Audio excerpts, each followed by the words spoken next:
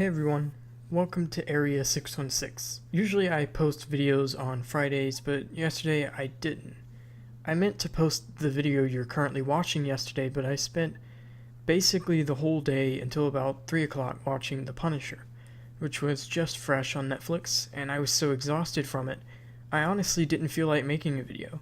But I also wanted to wait so that I could gather my thoughts and make a better review than one I'd make without a night's sleep.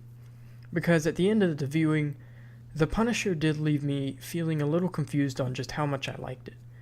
It is absolutely a very, very good show, but I felt like I didn't like it as much as I was hoping I would. After thinking about it and sleeping on it, I think that The Punisher is really a great show in many ways. The acting on everyone's part, but especially with Jon Bernthal as Frank Castle, is fantastic. The writing, for the most part, is really good, and I love the way they portrayed Frank's PTSD and all that. The conspiracy even was well done, and I was interested to see how it turned out. However, there was one problem with The Punisher that really bugged me, and that was the pacing. The Punisher is excruciatingly slow. I mean, really slow. The first 4 episodes of the show, I am 100% confident, without even a sliver of doubt, could have been combined into about 2 episodes, and it would have been better. I really do think the only thing keeping The Punisher from being better than it is the pacing.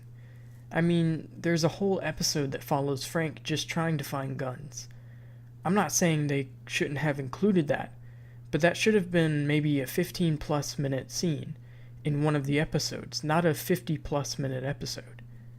If this season had been allowed to be 10 or heck even 8 episodes instead of 13, I think it could have been straight up masterful. However, it's so obvious the reason it's so slow in all of these places is only because they have to fill in 13 episodes and have no idea what to do with all that time. 13 episodes doesn't sound long on paper, but once you actually start trying to fill that out, you realize how long it is, especially if you're doing hour-long episodes. However, beyond all that, I didn't have too many problems with The Punisher. There are a couple of side plots that recur throughout the season that at first seem like they're going nowhere, and they do end up kinda going somewhere, but again, felt like they could have been cut down a smidge. One of the plots in particular follows this character they build up across the first 8 or so episodes, and then in episode 9 and 10, he just kinda takes over and it becomes fully about him for a bit. It's not really a bad thing. The story was an important one and the acting and portrayal was very well done. But if you look at it alongside the broader picture, it's completely out of the blue and really contributes almost nothing to the main plot throughout the season. Again, the only reason it's in there as long as it is because they needed to fill in 13 episodes. All that said, it really is a good couple of episodes, and I didn't mind watching it. The action scenes in The Punisher were not frequent, but they were pretty entertaining when they were in there. The standout fight of the whole season comes in, I think it was episode 11. I won't go spoilers, but it was really, really awesome seeing the Punisher just punish. A lot. Unfortunately, if you are coming in here hoping to see the Punisher do a lot of punishing, you'll probably be a little disappointed. You get that, but most of the good stuff comes in the last 3 episodes, and in the show's first 5 minutes. Between that, there's definitely plenty of punishment to be found there, but it's not nearly as much as those. Easily my favorite episode of the season was probably episode 12, titled Home. I thought it did a really good job of exploring Frank's mind, and it had a great finale. The worst episode of season 1 for me, off the top of my head, is probably episode 2 actually. I know that sounds bad, but when I say worst, it's still an above average bit of television. It's just not as good as the rest of the season. Like I've said many times, it's very slow, and it takes a while for anything to really happen. Understand, I was never bored watching this, but I did spend a lot of the first 6 or so episodes wondering when it was going to start really picking up.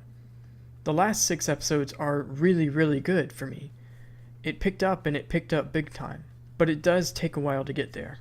Before The Punisher, my ranking of the Marvel Netflix shows was, in order of least favorite to favorite, Iron Fist, The Defenders, Luke Cage, Jessica Jones, and Daredevil. Now, I think The Punisher is probably going to go in between Luke Cage and Jessica Jones for now. Luke Cage was, like The Punisher, a very slow show, but with that, after about episode 7, it went downhill fast.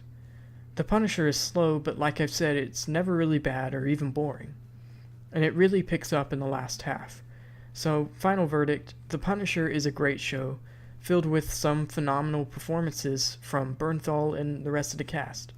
Some great action scenes, and an interesting conspiracy story at the heart of it, with its biggest flaw being that it's pretty slow. I really think the Netflix shows need to get over this tradition, or whatever it is, and bring down the episode numbers. They're really beginning to hurt these shows in the long run. But what did you guys think of The Punisher? Where would you rank it with other Marvel Netflix shows? Leave your spoilery comments for my spoilers discussion video, which will be up right after this one. But thanks for watching, and I'll see you all next time.